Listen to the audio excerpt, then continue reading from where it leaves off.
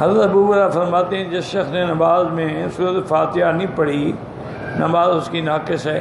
میرا بھائی یہ 100 دفعہ تو میں عرض کر چکا ہوں، مجھے آپ حدیث ہے لا صلاۃ الا بفاتحۃ الکتاب، فاتحہ کے بغیر کوئی نماز نہیں ہے۔ آپ مجھے وہ نماز بتاؤ جس میں فاتحہ نہیں ہے۔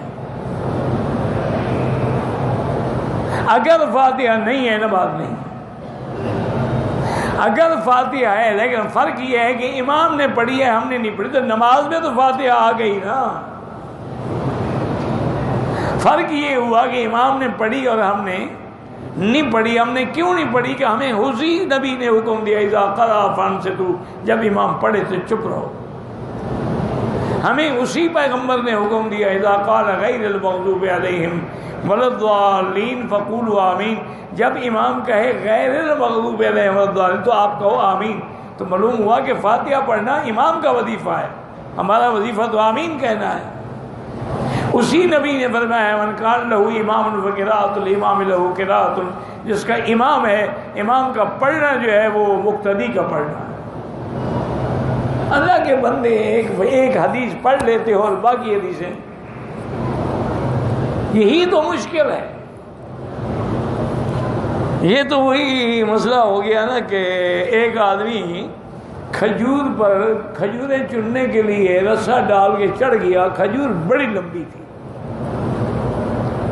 اب جب اوپر چڑھ گیا تو ڈر کے مارے وہ رسا بھی گر گیا اس کا، اب اس کو کھجور کو پکڑ کے کھڑا ہوا ہے، وہاں چیخ رہا ہے بھی مجھے اتارو۔ وہاں جب بستی والے اکٹھے ہونے کا یار یہ تمہارا ہمارا کام نہیں ہے، اپنے سردار کو بلاؤ، وہ سمجھتے ہیں۔ سردار کو بلایا، انہوں نے کہا ایسا کرو کہ کوئی زور سے رسا پھینکے اور اس کو کہو کہ وہ رسا اپنی کمر میں باندھ لے۔ کسی نے رسا پھینکا، اس نے باندھنے کہا اب کھینچو، کھینچا تو گردن ٹوٹ گئی اس کی۔ انہوں نے کہا سردار صاحب اچھا تم نے عمل کیا۔ انہوں نے کہا یار ایسے کئی دفعہ ہم نے کنویں سے لوگ نکالے ہیں۔ تو اس نے کنویں کی گہرائی اور اس کی اونچائی میں فرق نہیں کیا۔ یہی تمہارا حال ہے کہ ایک حدیث پڑھنے کے بعد دوسری حدیث کو پڑھتے ہی نہیں ہو، غور ہی نہیں کرتے۔ اب دیکھو نا جی، مثلاً آپ مجھے یہ بتائیں کہ اگر امام ظہر کی نماز میں یا عصر کی نماز میں کوئی ایسی صورت پڑھے جس میں سجدہ ہو، امام سجدہ تلاوت کرے گا کہ نہیں کرے گا؟ کرے گا۔ ہم کھڑے رہیں گے یا کریں گے؟ کیوں؟ نہ ہم نے پڑھا ہے نہ سنا ہے، ہم کیوں کریں؟ بھئی ہم نے نہ تو سنا کیا پڑھا ہے امام نے، نہ ہم نے خود پڑھا، سجدہ کیوں؟ معلوم ہوا کہ امام کا پڑھنا ہمارا پڑھنا۔ اسی طرح اگر امام سے غلطی ہو جائے اور سجدہ سہو کرے، ہم سجدہ سہو کریں گے یا نہیں کریں گے؟ ہم نے تو غلطی کی نہیں، ہم کیوں کریں؟ تو اس کی غلطی ہماری غلطی بن جاتی ہے۔ اسی طرح ہے کہ واقعہ اللہ عالم صحیح ہے یا غلط ہے۔ امام ابو حنیفہ رحمۃ اللہ علیہ حج پہ آئے تو بڑے بڑے ائمہ آئے ہوئے تھے، سب اکٹھے ہو گئے۔ انہوں نے کہا امام صاحب آپ کا ہم بڑا احترام کرتے ہیں، اللہ نے آپ کو بڑا مقام دیا ہے، لیکن ہمیں آپ سے ایک شکایت ہے مسئلہ فاتحہ پر۔ ہم اس مسئلے پر آپ سے بات کرنا چاہتے ہیں۔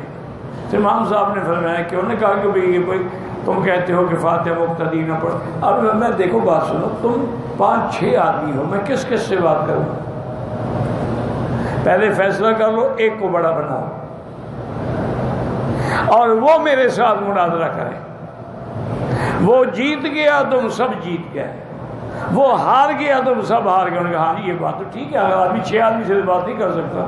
انہوں نے کہتے ہیں شاید کہ امام اوزاعی کو بڑا بنایا، تو جب یہ بات طے ہو گئی تو ہم سے نے فرمایا کہ تم تو مناظرہ پہلے ہی ہار گئے ہو، مناظرہ کرنے کی ضرورت ہی نہیں ہے۔ اگر ایک کی فتح سب کی فتح ہے، ایک کی شکست سب کی شکست ہے، تو ایک کی فاتحہ سب کی فاتحہ کیوں نہیں ہو سکتی؟ اگر تم تو مناظرہ ہار گئے، مناظرہ کس بات کا کروں میں؟ اس لیے حضرت امام شافعی رحمۃ اللہ علیہ ان لوگوں میں بغض نہیں تھا۔ آج کل بغض آ گیا، یہ حنفی ہے، شافعی ہے، یہ بڑا ظلم ہے۔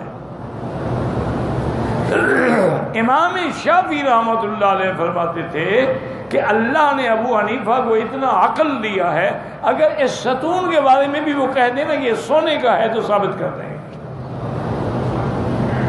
اتنا اللہ نے ان کو دلائل دی ہے، عقل دیا ہے۔ تو بہرحال جھگڑا نہ کیا کرو، حنفی مسلک میں فاتحہ امام کے پیچھے نہیں ہے۔